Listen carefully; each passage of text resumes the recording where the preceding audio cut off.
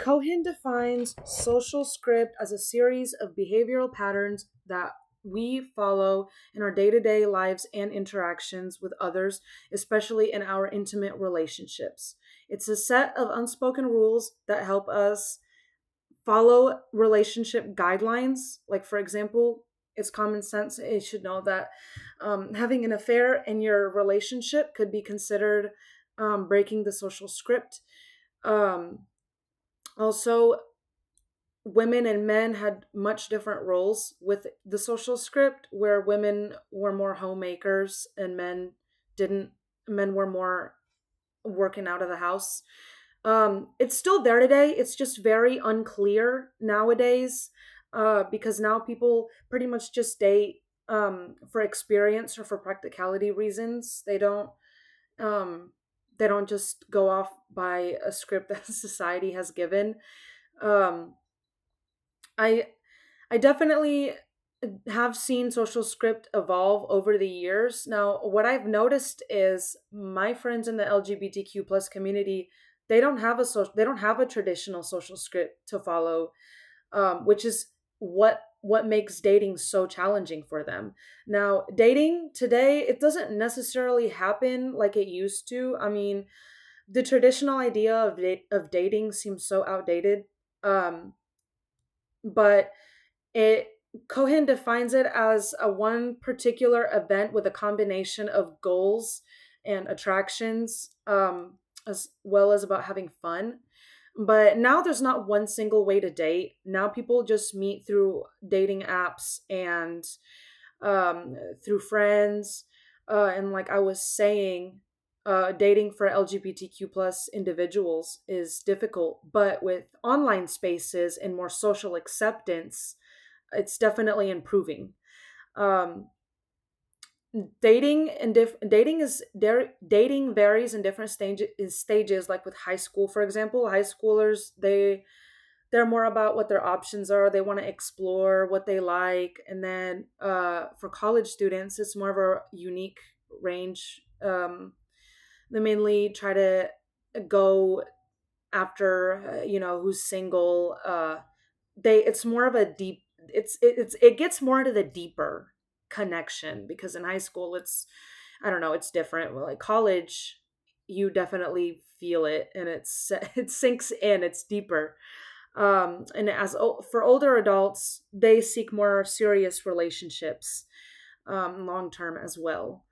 I have had my stages, of course. I dated in high school, and then I moved in with my then boyfriend. We cohabitated, even though my family was very conservative. They didn't know about that. um, but yeah. And then there's different forms of love. You got your romantic love, where that one you just think with more your heart than you do your brain. That's not more logical, that's more emotional, and it focuses more on like the intimacy and passion that you have with the other person. Whereas totalitarian, you whatever, that kind of love, that kind of love um that kind of love where it's more, it goes below the surface. It's more of a deeper connection of shared goals and interests and values. This also involves more effort and communication, as well as negotiation for a long-term healthy relationship.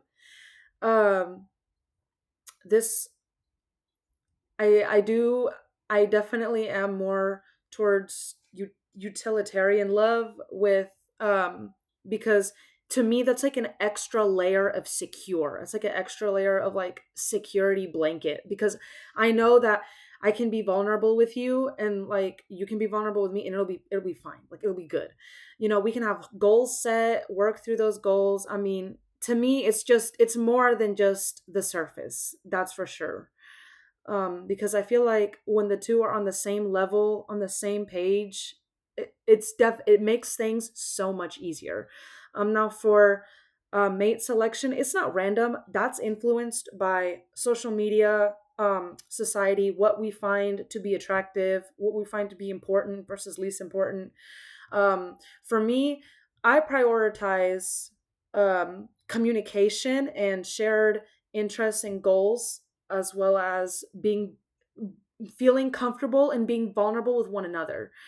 Um, Especially how they handle, like in a crisis, like how you handle in a crisis as well, because there's when you are looking for a long-term serious relationship and utilitarian love hits, then you really want to see how do they handle in these stressful times, because the way they react and the way they handle can definitely make you think and stop and reevaluate these things, like, oh, why. But I get it, it happens. We learn, but if learning doesn't happen, if growing doesn't happen, then the relationship will not continue to go. um Now, for me, what is least important, I don't care for looks as long as the person has good intentions and a good heart and a kind soul and good hygiene. That's fine by me. But yeah, thank you for watching my video.